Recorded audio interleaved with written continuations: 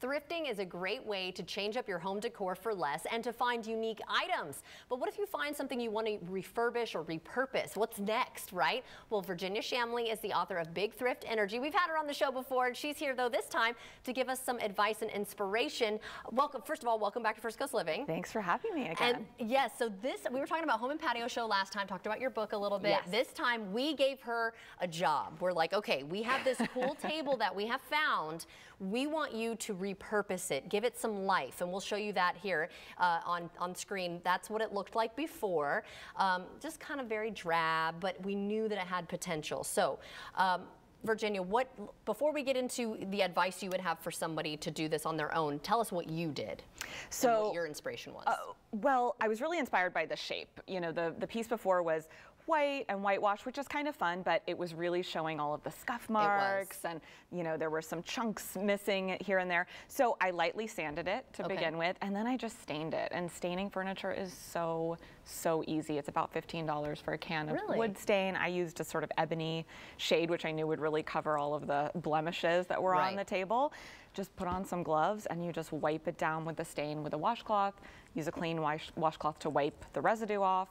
Let it dry, maybe spray some sealant on it. Did you have to stain it more than once, though?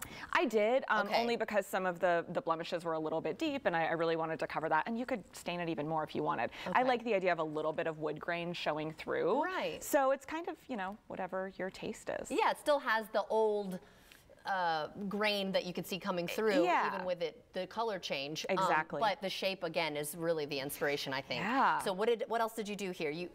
I mean, I know you kind of look for different dimensions, right? When you're decorating? Yeah, so there's something called the rule of 3 in design, which you hear about a lot. You know, I think for a long time, people were really interested in symmetry and balance. Yes. Now it's a little bit more about tension and juxtaposition. So it's always nice to have 3 of something or an odd number. Okay. And I also wanted to play with height so that your eye is kind of moving around. And of course, I wanted to highlight this amazing storage, which is, I think, one of the great things about this table. You can sort of stack some art books and your blanket that you use when you're watching Netflix all day.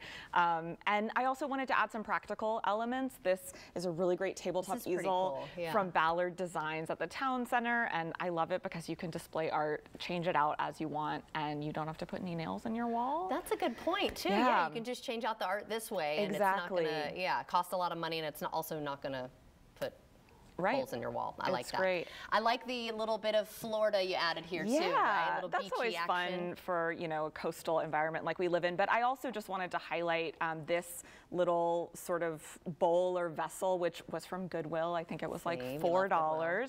And I love having things like this around the house because this is where you can hide all of those little things that you don't really want people to see. Hair ties, ear pods, you know, maybe your phone or keys, the stuff that you kind of forget around the house. You can put it in one of those. And then, of course, a vase and some peonies, which are now in season. Oh, they're real and they smell so good. All right, so what are some tools that you would suggest that we have if we're either going to repurpose or refurbish something? I mean, I think the easiest way to repurpose or refurbish something is with a can of paint, honestly. You can do it with, if you find some art at the thrift store and maybe you don't like the frame, you can just repaint the frame.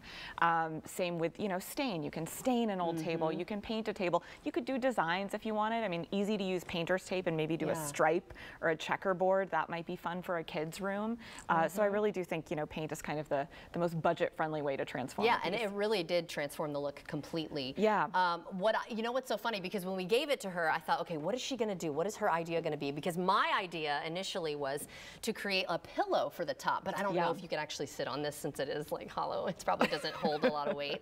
But so I was like really interested to see. But what's cool too is even with the different seasons, you could just change out the decor. You still have your piece. Yeah, and if you did want to play with something like creating a pillow or a little upholstered moment, pieces that you get at Goodwill are so inexpensive that you can kind of do that, and even if it doesn't work out, you didn't really lose much. Okay, so you mentioned the rule of 3s, and we're getting rid of some of the symmetry look. What else is trending this summer in terms of home decor? Well, dark wood is really having a moment. I read a spring trends report recently from Etsy, and I think searches for walnut are up like 300% since last year. So, you know, we saw about bleached woods for a long time and whitewashed, and now we're sort of moving into the darker, moodier things, which is kind of an interesting thing for spring and summer because we're used to really light colors.